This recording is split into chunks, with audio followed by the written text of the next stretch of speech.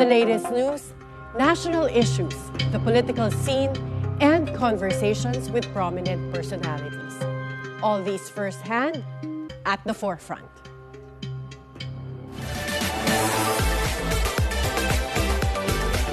Good morning. I'm Attorney Karen Jimeno. Team Zamora of San Juan City will be among the complete groups of LGU candidates who are expected to file their candidacies with the COMELEC. Unlike other political groups which have difficulty filling up candidates on their roster, Team Zamora is fielding a complete slate with ease from mayor, vice mayor, congressman, and city councilors. Will Team Zamora continue its dominance in San Juan City in next year's local elections? Or will their political rivals give them a serious run for their money? Joining us this morning is the head of Team Zamora. He is the president of the Metro Manila Council, the incumbent mayor of San Juan City, Mayor Francis Zamora. Good morning, Mayor Francis. Good morning, Attorney Karen. Thank you for having me here at the forefront. And thank you for your time to be here in the studio. Let's start with something very light. We'll be showing photos in the LED screen and give us a brief description of the first things that come to your mind. Okay. Okay, we'll start.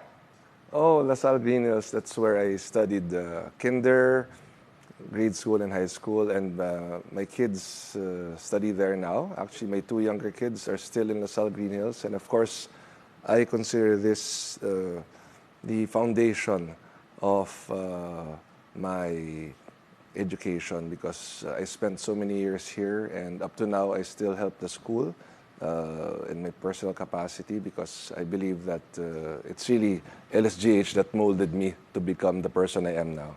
Green Archer all the way. Did your dad also go to LaSalle? Okay, during my dad's time, the grade school and high school of LaSalle was still in LaSalle Taft. So I'm not saying he's old.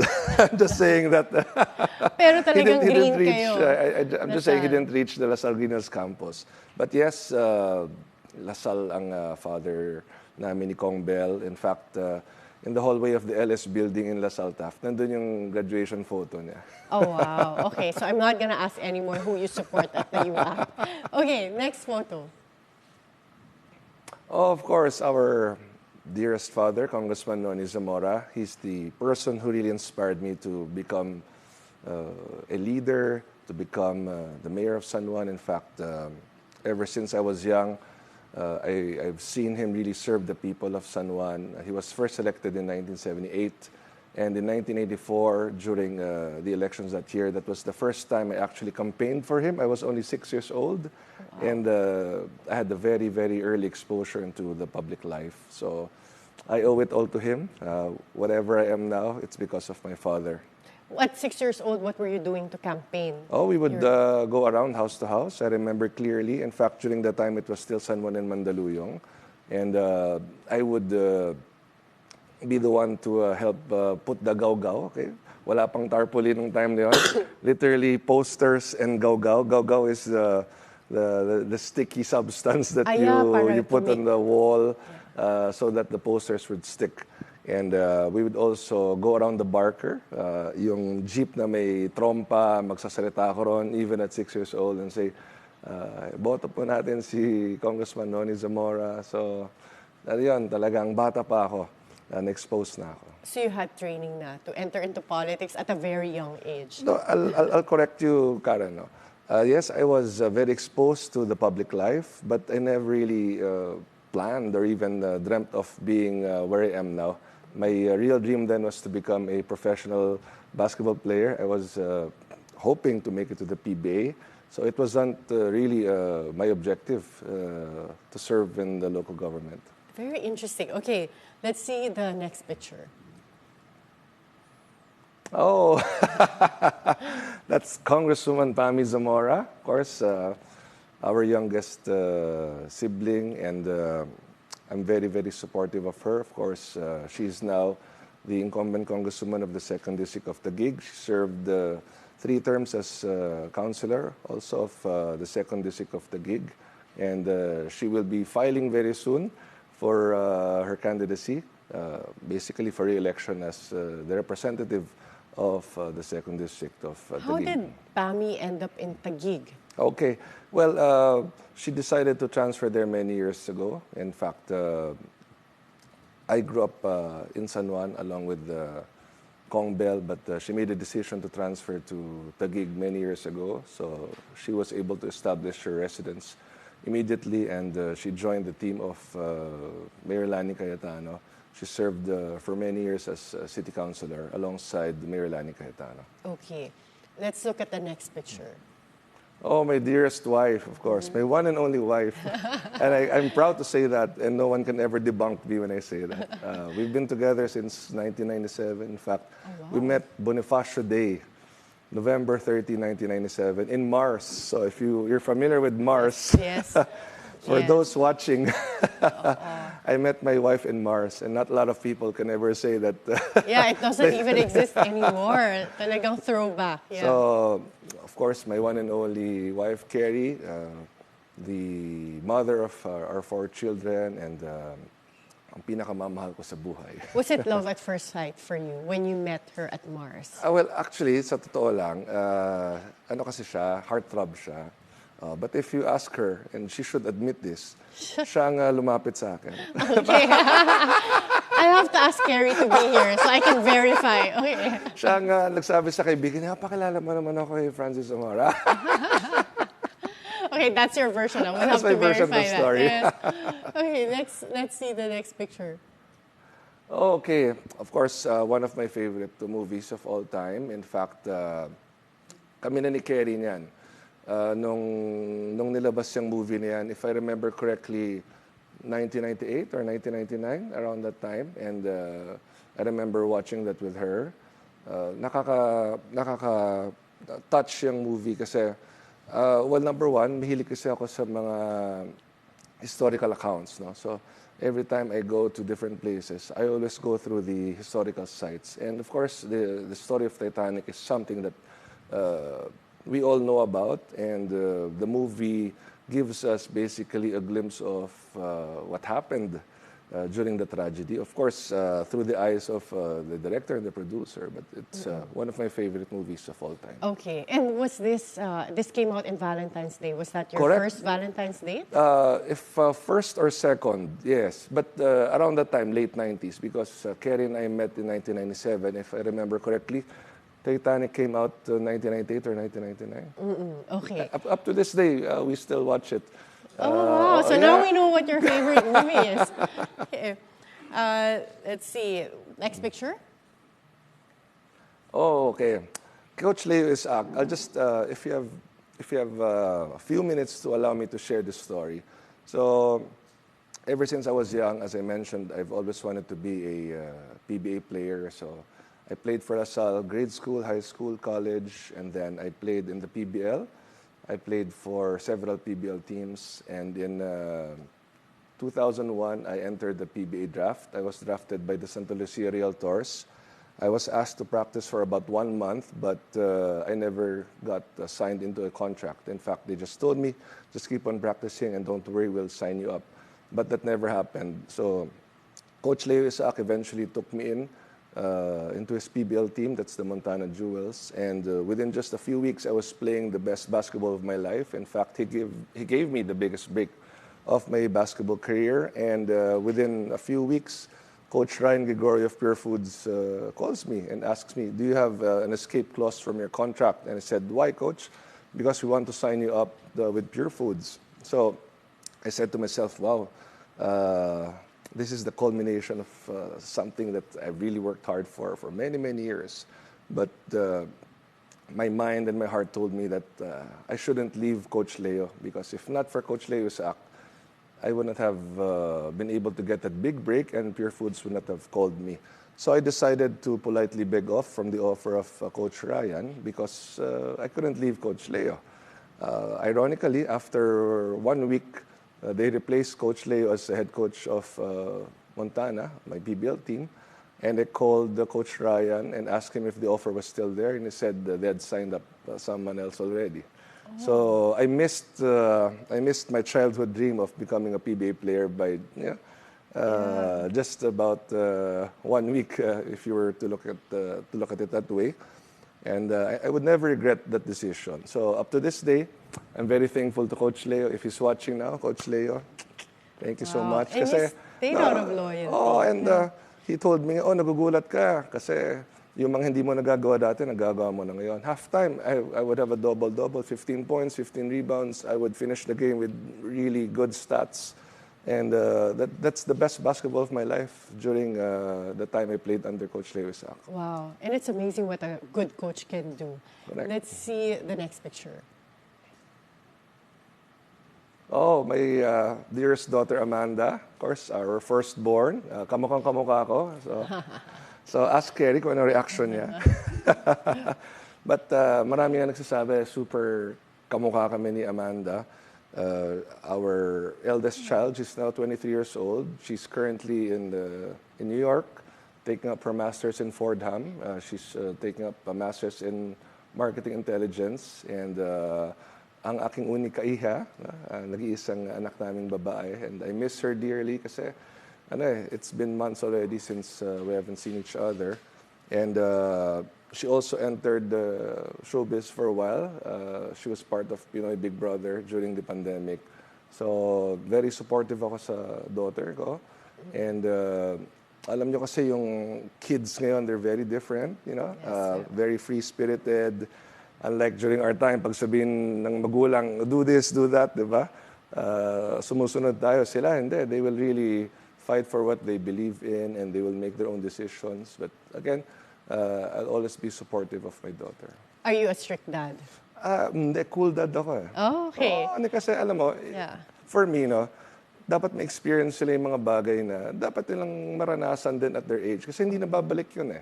Diba? Of course, always with discipline, always you have to always be responsible also with the things you do, how you are, how you act outside. Diba? So ako naman, it's always a balance between, sige, hindi ako strict, di ba? I'll let you do what you want to do. Just don't get into trouble. Okay. And we'll see the last picture. Si Rocco, siyang aking eldest son. Why Rocco? Because combination ng names namin ng father ko, Ronaldo Francisco. So, dad namin ni Kong Bell is Ronaldo, and ako naman Francisco. So, kinumbahin ko lang siya. And he's now part of the Team B of the De La Salle Green Archers. And he's currently in college. And kumbaga siya yung aking protege. Yes. So, kung ano yung mga ginagawa niya, kung paano ako magbihis, yun yung bihis niya.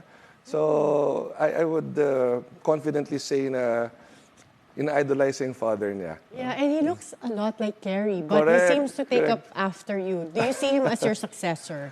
Well, alam mo, that's something that eventually time will tell. No? Ako naman, I allow them to live the lives that they want to live. Right now, he's focused sa basketball. I'm pushing him really to just keep on working hard.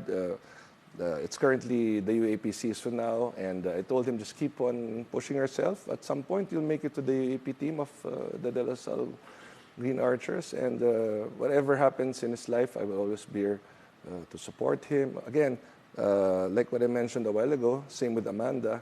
Kids nowadays, they have their own decisions. You really cannot influence them too much. They know what they want, and of course, with the advent of social media, they're very open-minded. Unlike during our time, Atty. Karen, when there was still no social media, our parents really had a strong grip on us. Now it's really very different. Yes. And now let's talk about politics. So you ended a 50-year term of the Estrada Ejércitos in San Juan City. How did you manage to do that? This was in 2019. Well, okay, let's put it this way. I would rather you ask this question to the people of San Juan, because I don't want to say this and that. But bottom line is that the people of San Juan gave me their trust and confidence. So after 50 years, Atty. Karen, the people of San Juan eventually had a choice. Dati kasi wala naman mapagpilian, and nasanay sila sa governance na ito. And akala siguro ng San Juan, ito na yung pinakamagandang klaseng governance. No? Then when I came in, I really raised the bar so high. Talagang ang dami kong ginawang pagbabago na pinangako ko. And it'll take probably one whole day of us talking for me to be able to share all of these things to you. But bottom line is, nakita ng San Juan yung pagbabago. Nakita ng San Juan, pwede naman palang ganito. Dati, ganito, buti. Ngayon, sa ilalim ni Mayor Francis Zamora, pwede naman pala. Can you Bakit give us an lalo example of Example? one major change that you implemented? Okay. One major change. Lahat ng aming public school students, meron silang kanya-kanyang tablets. Oh, wow. They have tablets that they can use. They have fiber optic internet connection in their classrooms in the public schools. They have fiber optic internet connection in their homes. They all have free rubber shoes. They all have free uniforms.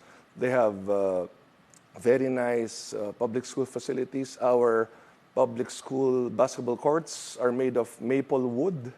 Okay? Our classrooms all have 55-inch smart TVs. All our teachers have their own laptops. So, isa pa lang yan. Aspect of education pa lang yan. Yeah. When it comes to all other fields of governance, ibang-iba ang ginagawa ng San Juan. Kaya nga ito yung sinabi ko kanina, Atty. Karen. Sinasabi nga ng tao, pwede naman palang ganito. Bakit dati hindi ganito? And that is my advantage. Because in the last 5 years, kino-compare yan ng tao sa 50 years nila. Ang 50 years nila versus yung 5 years ng Zamora. Anong mas maganda? Kaya nga makabagong San Juan eh. And when I ran in 2019, yun lang yung sinisigaw ko, makabagong San Juan. And it captured their imagination. Parang sabi nila, ano kaya itong makabagong San Juan? Diba? Talagang sila eh, na-capture imagination nila. And it is up to me really to fulfill these promises. Yung high-rise in-city socialized public housing natin, the first in the Philippines, 22 stories, malapit nang matapos. And then we have many, many more housing buildings that will be built very soon. Yung ating zero balance billing sa San Juan Medical Center. Dati, Karen, 85 to 90% ng complaints ng San Juanenyo ay towards our public hospital. Ngayon, ibang-iba na. We are now a level 2 hospital. Dati, for many years, level 1 lang. We're now gunning to become a level 3 hospital. So, pag ngayon may namamatay, automatic may free burial assistance. Dati, barya-baryang abuloy lang. Ngayon talagang meron kang libreng burol. If you choose for your family member to be cremated, may libreng cremation. A lot of people would have been intimidated to go against a family that's been there for 50 years. What inspired you to go into politics? Okay. Again, I was always someone who wanted to become a PBA player. And looking back ang dami rin nagbago sa buhay ko. Kasi nung bata ako, gusto ko maging PBA player. But I guess when I got older, I became more mature, nakita ko na mas maraming mas serious things na pwedeng gawin sa buhay. No? In fact, I started first as city councilor in 2007. Prior to that, I was my father's executive director in his congressional district office. So 2004 pa ako basically nag-start. And then 2007, I first got elected as city councilor. In 2010 to 2016, I became vice mayor. Then 2016, nag-head-on kami ng previous administration. And so you have been in politics in San Juan for many years. Yes, well, How 20 would years. you 20 describe years. in a few words your relationship right now with the Ejercito family? Well, alam nyo, kung nakikinig sila ngayon, which I'm sure they are kasi minomonitor naman nila lahat ng ginagawa ko. Ang punto ko lang naman ganito, tao naman na nagdidesisyon dyan, di ba?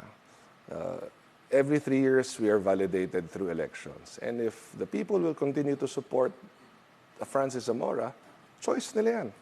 Di naman natin sila pinipilit, remember. We have democracy in our country. People are allowed to choose freely. And Karen, the last elections, 15-0 kami. We won all positions from mayor, congresswoman, vice mayor, all city councilors. So I guess, all modesty aside, nakikita ng San Juan, ano yung pagbabago na nangyayari ngayon sa aming lungsod. Nakita na, masipag ako, Karen. If there's something na kaya kong isigaw, masipag akong mayor. Talagang very hands-on ako, tutok ako sa lahat ng kailangan ng city. And everyone knows that in San Juan. And I think the people see that in the changes you've instituted. And for now, we'll have to take a short break. Mayor Francis, thank you so much for joining us. And soon we'll be joined also by the Vice Mayor of Team Zamora. We'll return at the forefront.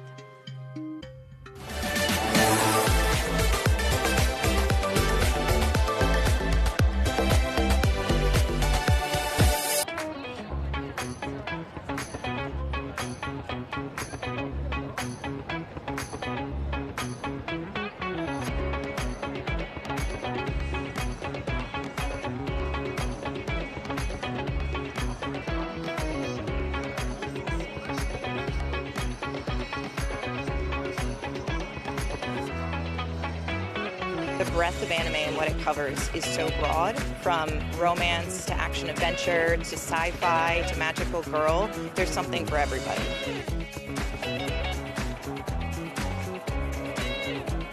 I love this convention so much.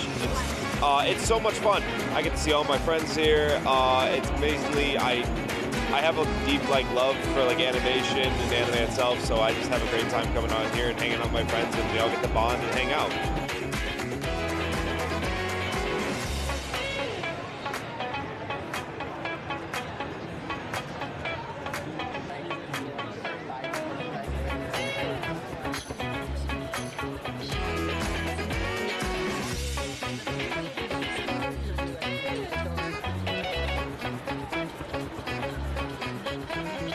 It's just a lot of vibrancy. You know, it's not even just anime. It's really anything an anime fan we think would like. So there's something here for everybody, and it's honestly just a big party, a big gathering, and everyone's just so excited to see each other.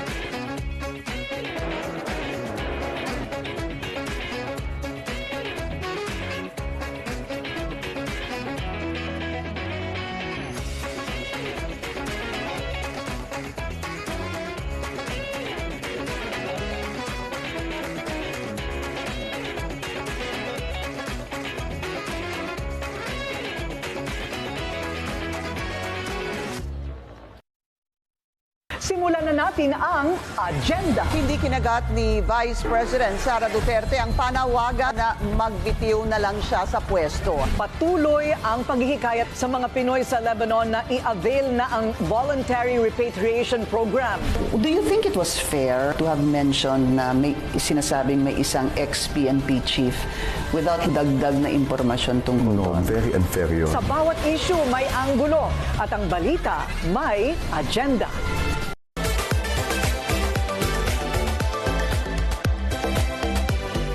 Welcome back at the forefront. And now joining Mayor Francis is his incumbent Vice Mayor, Angelo Agcaoili. Good morning, Vice Angelo. Good morning, Attorney Karen. Thank you for having us in your show. Okay, so we'll start off with something that relates to San Juan. So everything here relates to San Juan City. I'll give you two choices and you have to pick one, All right. each of you. But no need to explain. Okay. Green Hills Shopping Complex or Santolan Town Center? Green Hills Shopping Complex. Green Hill Shopping Complex, pero wag sana magtampo yung Rockwell. Okay. Yun lang kasi yung una naming nakalakihan. Oo, kahit ako doon ako familiar. Okay, Wata Wata Festival, with water or no water? With water. With water. Okay. Choi Garden or Gloria Maris? So, Gloria Maris. Gloria Maris, pero same naman may Arians, hindi sila Yes. magtatampo. Tama. Pinaglabanan Church or Aquinas Church? Aquinas. Pinaglabanan Church. Para patas, ako naman Kabayanan Church, which is Aquinas. Mary the Queen or Santuario de San Jose? Mary the Queen. Santuario de San Jose, para patas din kami. Balance kami ni Mayor. Guevara's or Cafe Isabel? Oops. O, iba na may-ari. Okay, magkaiba. Okay. Wala na lusot. Mayor Vice? Guevara's. Cafe Isabel. para May kape na wala patas. magtampo. Lechings or House of Minis? House of Minis. Lechings, para wala magtampo. Talaga kayo? Okay. Aling Banangs or Grayson? Aling Manangs. Graysons. Ikaw talaga. Pareho Okay. namang masarap. Yeah, parang masarap. Parang parang masarap. marami ang masarap na kainan sa San Juan. Ronak Art Center or Fundacion Sanso? Ronak Art Center. Fundacion Sanso. Now I see how Complimenting Team kami. Zamora works, ha?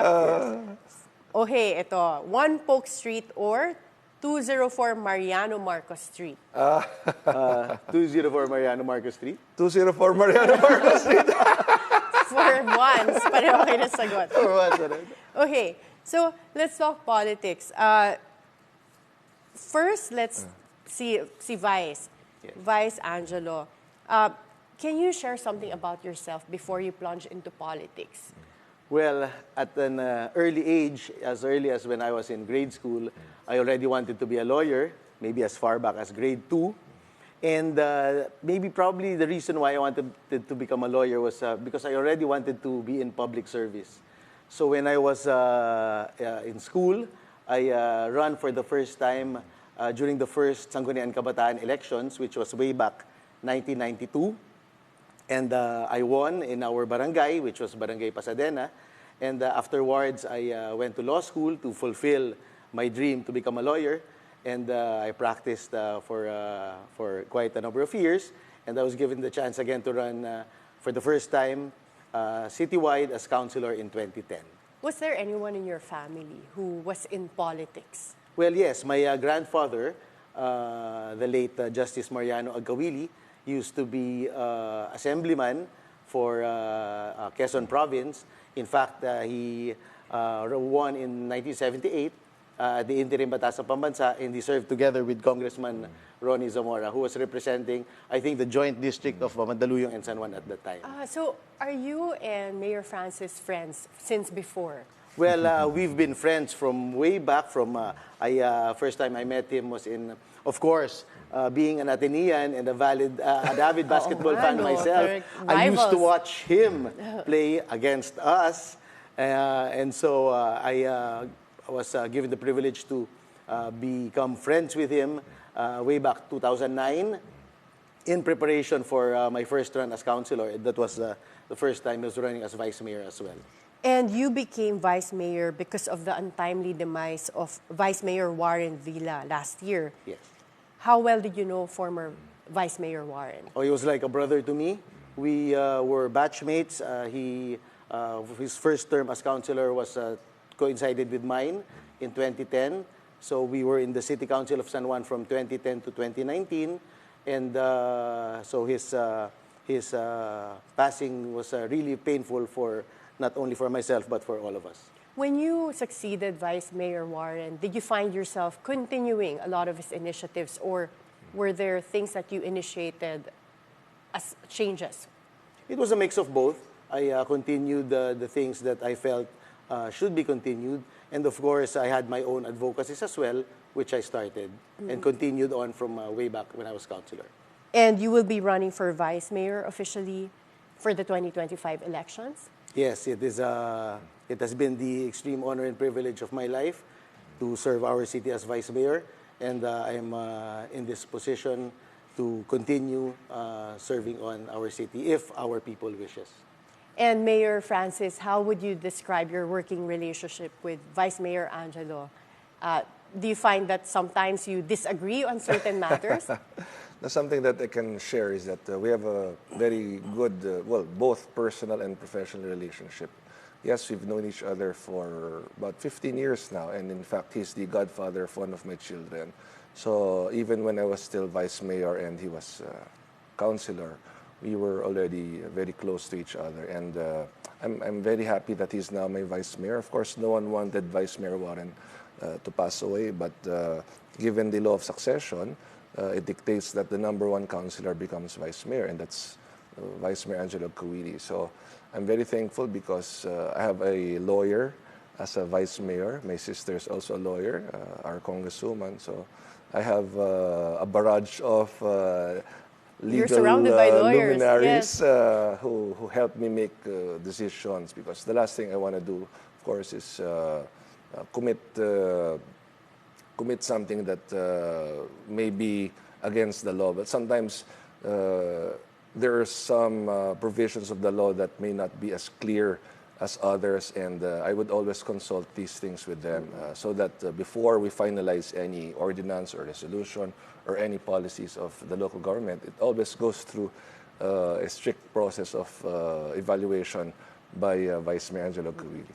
And Vice Mayor Angelo, you were the #1 councilor for quite some time. What important legislation were you able to pass in San Juan City? Well, I'm proud to say that there have been quite a number of legislation that I myself authored, one of which is the Pedestrian Safety Ordinance, wherein people would, the motorists would have to give way to our pedestrians crossing through our pedestrian lanes. For those of us who have been privileged to travel abroad, I'm sure you also have noticed, Atty. Karen, that in other countries, people would really respect people who cross our pedestrian lanes. However, unfortunately, here in our country, there are quite a number of motorists who do not even, I guess, know what a pedestrian lane is for. And so I authored an ordinance wherein in San Juan, pedestrian lanes should be respected and pedestrians should be given priority when they are crossing pedestrian lanes. And you also have several basketball players among your councilors. Yes. That's one thing that I think I remember about the councilors in San Juan. What was it like working with basketball players? Well, we actually have a mix of Yes. the members of the city council. We have some professionals, we have some basketball players, we have some representatives of the senior citizens, and I have had a good working relationship with them. I think we welcome the fact that our councilors, composed of 14 members, come from a different mix of people in society. So we have just passed recently our sports and recreation code, and I can say that our basketball players, our professional basketball players, had played a significant role in the passage of our sports and recreation ordinance. Okay, and you have some famous basketball players like James Yap, Don Aliado. Are they going to run again in 2025? Yes, they are. Okay. They're going to run for election again. Okay, so one problem in San Juan City is also the flooding. What do you think, Mayor Francis and Vice Mayor Angelo, is this something that can be solved through legislation or executive action? What are your plans to address that issue? The issue of flooding. Yes. Well, we have, through the years, we have initiated pumping, the creation of, and setting up and putting up of pumping stations, especially in our barangays that are near the San Juan River. And this has actually solved much of the problem of flooding. Barangays that used to be flooded during heavy rains saw recent years where they have been flood-free. However, Typhoon Karina, the volume of rain caused by Typhoon Karina was really too much to bear, I guess. That's why we saw some of these barangays being flooded again. Just reminds me, during Typhoon Karina, you had Speaker Martin Romualdez in San Juan City distributing relief goods as well. Do you think that this would have happened, Mayor Francis, if you were not part of their political party? Yes, I have seen Speaker Martin go all over the country, and regardless of political affiliation of the local government units, I have seen him really go around. So it is his duty, of course, as Speaker of the House to ensure that the districts handled by his congressmen are taken care of. And we are very thankful to Speaker Martin for his kindness. In fact, he actually physically went to San Juan to give aid, and just 2 days ago, the first round of financial assistance were distributed already. Mayor Francis, why did you leave PDP Laban? That was the political party of your father as well, Yes. Ronnie Zamora. Why did you choose to go with the political party of Speaker Martin? I'm actually with the political party of President Ferdinand R. Marcos Jr. I'm with the PFP. Speaker Martin is Lakas Lakas. CND. Oh, but Yes. didn't they combine? Well, there is now what you call the Alyansa para sa Bagong Pilipinas. It's a coalition between the PFP, Lakas CMD, NP, NUP, and NPC. Okay. And I decided to join the party of the president. Number one, because he is the incumbent president of the country. I believe in his projects and programs for the Philippines, and of course, for San Juan. He is a San Juanenyo. Just for the information of everyone watching, President Bongbong Marcos was born in Lourdes Hospital in the border or the boundary of San Juan, Mandaluyong, and Manila. And from the day he was born up until his father, Ferdinand Marcos, became president, they lived in Barangay Maytunas in San Juan. So it's an honor that our president is a San Juanenyo. So I'm here to support our president. I'm here to support all the programs of our Bagong Pilipinas administration. And of course, I would like to take this opportunity to thank PDP Laban because during my first 6 years as mayor, I was under PDP Laban, and in all honesty, they were very, very supportive of my being mayor. So I would like to thank them for that. And I think for those who didn't get the inside joke earlier when we were doing the options, 204 Mariano Marcos Street in San Juan is the residence of Imelda Marcos. That is the Marcos ancestral home in San Juan. The other one, I'm not so familiar. So for those listening, Polk Street is where the Estradas, that's our residence. Okay, Vice Mayor Angelo, if you are to be elected as Vice Mayor for 2025, what would be your priorities? Well, Attorney Karen, I guess the position of Vice Mayor as well as the position of, Vice Governor is very unique in the sense that I guess these are the only two positions that are both, those positions are either executive, legislative, and judicial. However, the position of Vice Mayor and Vice Governor are unique in the sense that they are both executive and legislative functions. So as the head and presiding officer of the City Council, I will make sure that the City Council passes the necessary local legislation that is required in support of the administration of Mayor Francis. And as the executive part of my position, I am also the vice chair of the City Peace and Order Council, the City Anti-Drug Abuse Council, the local Council Against Trafficking and Violence Against Women and Children. All the chairmanship positions of our mayor, I am the vice chair. So in all these as well, in all these aspects of this position as well, I will continue to support the programs and projects of our Mayor Francis. Well, in 2024, a video of the Wata Wata Festival became viral because there was a San Juanenyo who sprayed water on a rider. So you both chose with water for the Wata Wata Festival when we were doing our options earlier. How would you address the abuse of using water during the Wata Wata Festival? Well, I think we had already addressed it right away during that time. And our answer was with water. But Mayor Francis and I we agreed that for succeeding fiestas, we will already designate a bazaan zone. So in that bazaan zone, all those who want to get wet and all those who want to be part of wetting others as well, will have to go to that bazaan zone. And outside of that bazaan zone, bawal na po ang mambasa sa labas ng bazaan zone. Okay, that's a good idea. At least it's fair. People who want to enjoy the festival by getting wet know where they can go. Yes, and at least the general public will no longer be affected because they just have to stay away from the bazaan zone. Thank you so much, Vice Mayor Angelo Agcaoili. Thank you very much, Atty. Karen. And when we return, we'll have with us the pretty and smart sister of Mayor Francis when At the Forefront returns.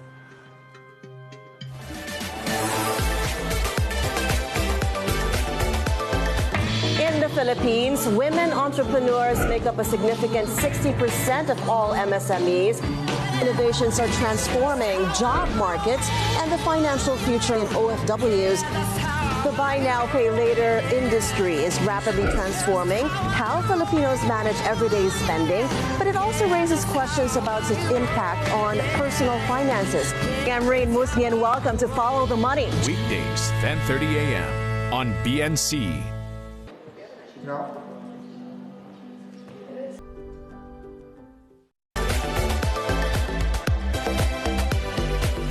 Welcome back at the forefront.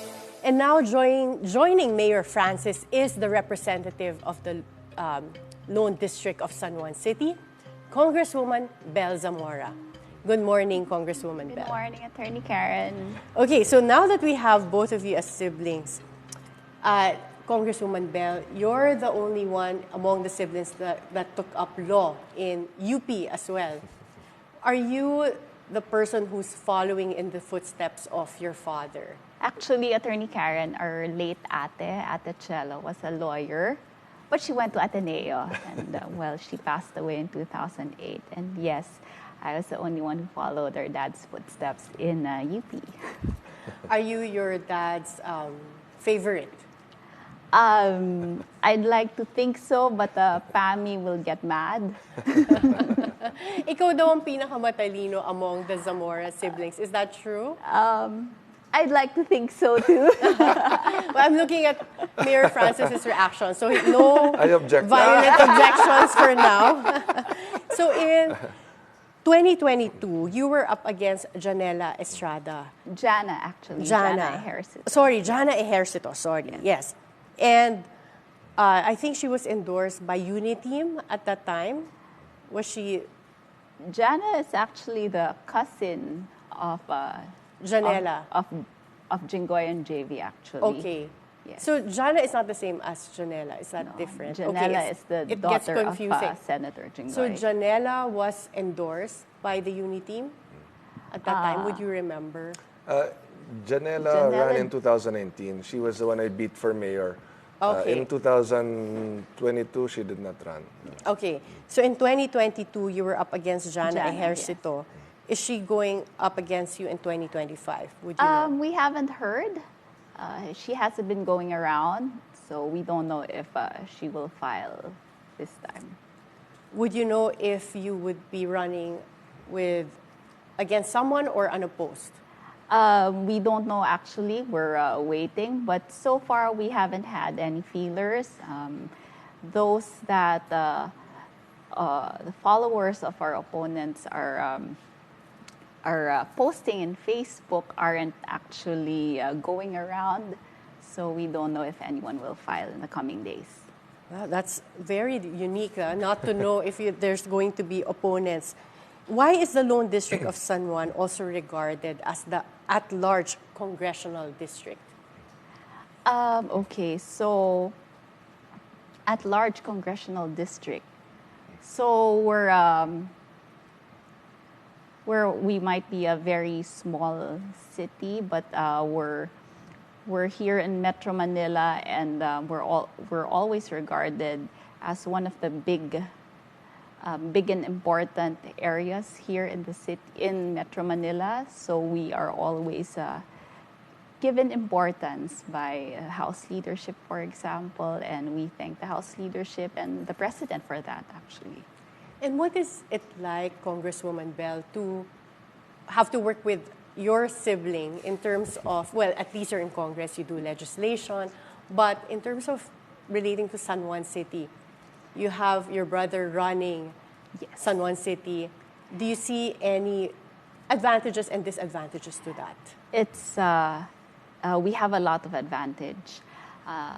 We have a lot of advantages with us working together. This started actually with Mayor, with Francis, working with our dad in the last term, and they were able to do so many projects, so many infrastructure projects, because they are on the same team. Put it frankly, if the mayor and the congressman aren't on the same team, then you won't have any buildings. The projects that the congressman wants to be funded won't be given permits, for example. So right now, we have all of these buildings being constructed. We have a lot of financial assistance being given to all of the San Juaneños, and there's more to come. Well, Mayor Francis had a different path in mind when he was younger. Yes. For you, did you also have different plans I that did. ended up in politics? I did, and Francis knows that very well. I went to law school. I was inspired, of course, by Dad to become a lawyer, and then, you know, as an idealistic lawyer, you want to help the poor, you want to do POW and all of that. And then he said, no, you're going to our law office. So I went to our law office. I had a lot of fun there. And in fact, I'm still practicing with a limited practice now. So I'm still there. But this was the last thing I had in mind, honestly.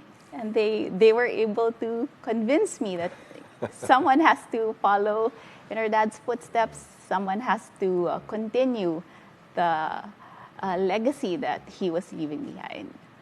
Okay, we're now going to do a he said, she said. You both have your clipboards there.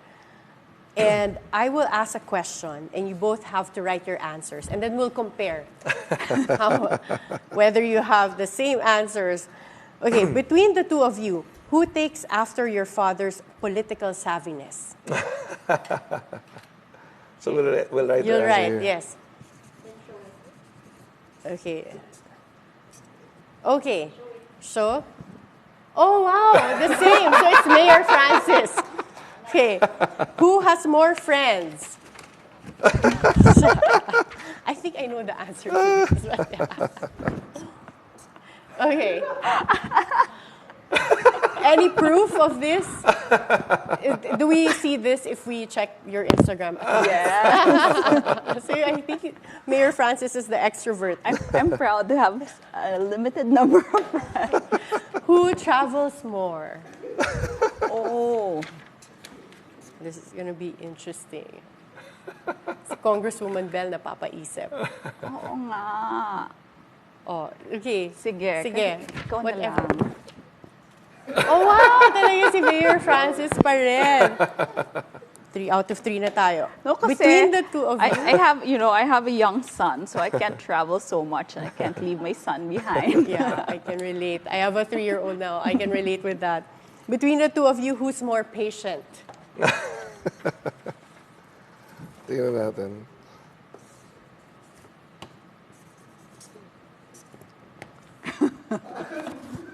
Oh, wow. Okay, for the first time, nagkaiba.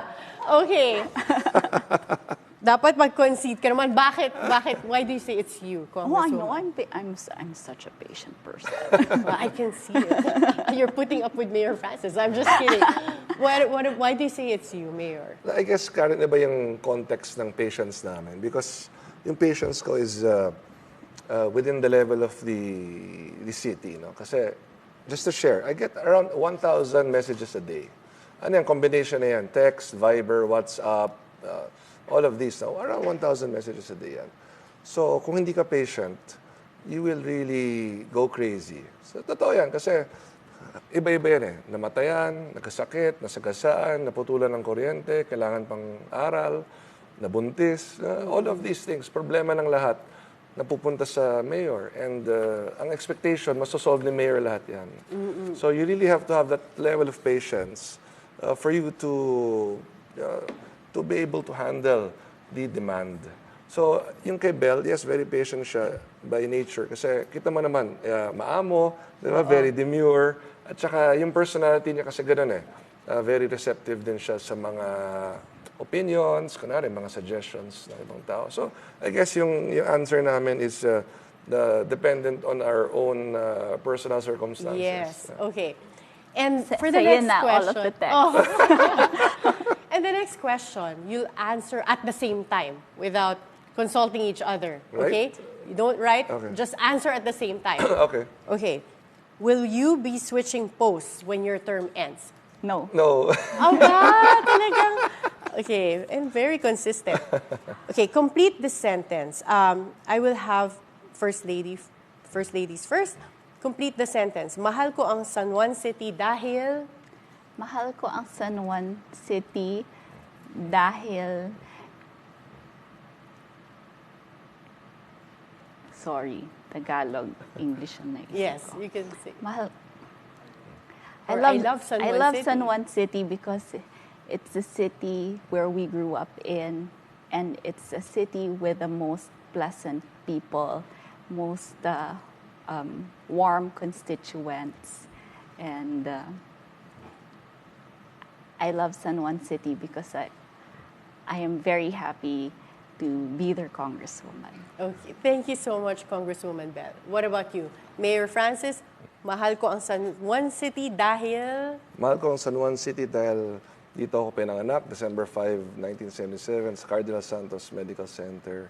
At buong buhay ko dito ako sa Green Hills. At nabigyan ako ng pagkakataon na maglingkod bilang konsyal, bilang vice mayor, bilang mayor. At nakita ko po kung gaano tayo binigyan ng tiwala ng ating mga mamamayan. At talagang gusto kong maramdaman nila na hindi po masasayang yung tiwala na yan. Ako yung nagpapasalamat sapagkat nagtiwala po sila kay Congressman Zamora, kay Mayor Francis Zamora, kay Congresswoman Bell Zamora. At alam naman namin po na ginagawa namin ang lahat ng aming makakaya upang maranasan ng mga San Juanenyo ang pag-angat ng antas ng buhay ng aming mga mamamayan. So, yan po ang isa lamang sa maraming dahilan kung bakit mahal ko po ang San Juan City. Thank you so much. Very well said from both of you. And for the record, when will you be filing your certificates of candidacy as a group, Team Zamora? Secret. Secret. Okay. And you don't know yet if the Ejercitos will be running against you in No, San we Juan. don't. Actually, okay, if you allow me just a few seconds na lang, kahit sino pa lumaban sa kanila, alam ko na nagtrabaho kami itong nakalang 3 taon. Kaya alam din ng mamamayan ng San Juan, sino yung nakikita nila pag may sakuna, pag may kalamidad, sinong nalalapitan nila pag namamatayan sila, nagkakasakit sila. So doon pa lang alam na natin kung sino mananalo dito sa San Juan. Wow, very confident. And at least, you know, you're very confident na kahit may tumakbo, you're ready.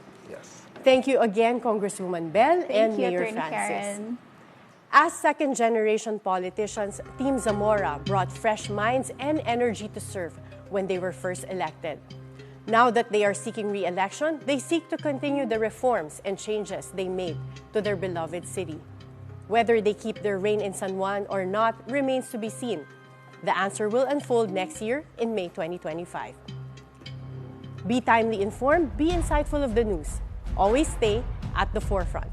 Join us again tomorrow for meaningful conversations that would help you form an objective personal opinion. This is Attorney Karen Jimeno. Thank you for spending your hour with us.